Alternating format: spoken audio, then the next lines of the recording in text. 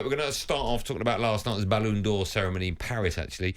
England and Real Madrid midfielder Jude Bellingham won the Kopa trophy for the world's best player aged under 21. Former Scotland striker Alan McCoist joined the breakfast show last week and said that Bellingham is now England's most important player.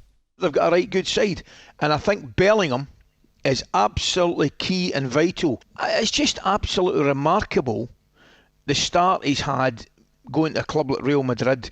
He's still relatively a baby in terms of his football career. He's just learning all the time. He's grown as a player, he's grown as a man, and I just think, as I say, to Gareth's side moving forward, he is absolutely pivotal. I agree with everything he said. I don't necessarily know if he's England's most important player because goals win games and Harry Kane is top of that list for my money, but there's no doubt about it. He's a future Ballon D'Or winner, without a doubt, Jude Bellingham. Yeah. He's incredible. He is what he's doing in such a short space of time, and we've said it on this show so many times before. It's almost like we've missed part of his career because he's done so much in such a short space of time. And for England now, he's a must. He's one of the first names on the team sheet, if not the first. Just he's gone to Real Madrid, and we've seen big players go to Real Madrid and crumble. The pressure's too much. He's gone there, embraced it. It looks like he's feeding off it. If I'm honest, like every performance, I know some people have made the distinction at the weekend. He didn't play great, but he scores 2 and they win the game. He's incredible. He's only going to get better and better because we're talking about Rashford a bit later on being 26 and getting to his pomp. This guy's only 20 years old.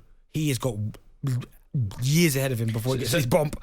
So with that in mind, and we talked about Kane, do we have the best 9 and 10 in world football? Who else is on that list, Benny? Well, it's a difficult one because, yes, I mean, you look at individually this year, I mean, Kane's got 12 goals in 9 games for BeIN in the league, and he's got 2 and 3 in the Champions League. Bellingham's got 10 and 10 in the league, in La Liga, and 3 and 3 in the Champions League. So, those stats are incredible. For La Liga football is ridiculous. Individually, yes, they're very good, and when you put them together, you've got 2 very good players there. But when you look at like a pairing almost, like I look at De Bruyne, Lukaku, for instance. Now you'd probably go, yeah, we've got a better one, but then De Bruyne's got 23 assists, 26 goals. Lukaku's got 79 goals. He's an all-time record goal scorer. So you have to put some kind of stock in that. Then you've got Mbappe and Griezmann. Them two. Now, I know necessarily Mbappe doesn't play centre forward, but it's an attacker and a number 10 effectively. Sorry, Mbappe and who? Say his name properly. Griezmann. Thank you. Griezmann's got 125 caps, which I didn't know he had that many caps. 44 goals and 19 assists. Mbappe's got 43 goals. And also, the reason why I say them two at the top, if you look at their performance against England last year, then you look at what they've done since they've been playing together in tandem. 2018 World Cup final, Croatia, they win that. You look at them in the last World Cup just gone up. I find it very hard, although, yes, Jude Bellingham is playing better than Griezmann right now. Them two, what they've done at the highest of highest levels, I'm talking about World Cup final, what they've done, I think they take some beating. What about Argentina have got Alvarez and Messi? Would they be in that conversation? Yeah, of course. I mean, Alvarez, he wasn't even starting in the last World Cup. It was that Martinez. And as soon as he got his opportunity, he kept it, and he's been brilliant. And obviously, Messi just speaks for himself. Ballon d'Or winner. Okay. Deservedly so. So, yeah, no, I agree. We'll get on to that in a sec. So that's one of the questions we're asking. Are Kane and Bellingham the best 10 and 9 combination in world football? I think they pretty much are.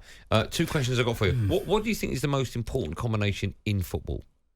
Right, so from that, I mean, you remember the relationship Beckham had with Gary Neville, right? The overlap. I'm not saying that's the most important, but the overlap was just incredible, right?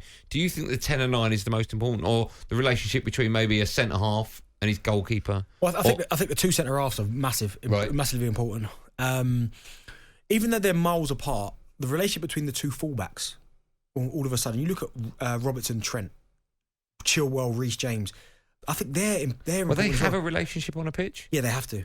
They'll be able to speak to each other. Yeah, I'm not being silly about this, but they're basically 80 yards apart. They're miles apart. But you look at the relationship, the both of them getting forward because they kind of offer the width.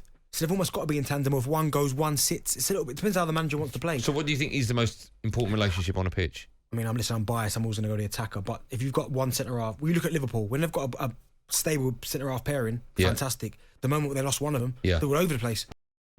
talkSPORT Drive with Andy Goldstein. Monday to Friday afternoon from 4 on AM, on DAB, via the talkSPORT app and on your smart speaker. talkSPORT.